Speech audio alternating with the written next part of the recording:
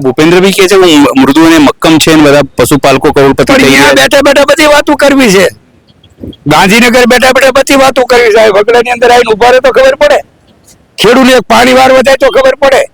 પશુપાલકોની એક લીણનો ભારો લાવી નાખે તો ખબર પડે. કઈ રીતે પશુપાલકોની ખેતી બે સંકળાયેલી તો વસ્તુ છે જ. બિલકુલ. એના વગર તો ભારત રહેવાનો નથી. તો હવે કેમિકલ વાળા દૂધ પીવે છે લોકો કેમ પડતર 2 મહિનાના 3 મહિનાના. હવે વિચાર કરો કે શેડ કટું દૂધ અત્યારે તો પીવા જાય ચેલા ઝાડા થઈ જાય. આ નાની પર જાય કે પી જ ન શકે.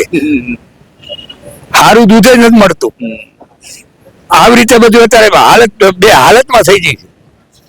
બહુ ખરાબ પરિસ્થિતિ. આવનારા દિવસમાં જીવવા નહીં દે આ સરકાર જો રહેશે તો. 2027 સરકાર જાવી જ જોઈએ, એવી જ ન જોઈ. કોઈ દી કોઈ વિચાર્યું જ નથી કે આ પબ્લિક નું શું થાય છે, નાના માણસો નું શું થાય છે. કઈ જ છે નહીં. ને કે મને ભરવા નથી કે સવારમાં તારી 2 ફેરી દૂધ જોઈ ને તો કઈ ન થાય. એક તારી ફેરી દૂધ ઝાડા થઈ જાય. આ મુદ્દાની વાત છે. કઈ જ રહેવા દીધું નથી. એટલે 2027 સરકાર બદલાવી જ જોઈએ અને જાગૃતિ લાવવી જોઈએ, ક્રાંતિ લાવવી જ જોઈએ.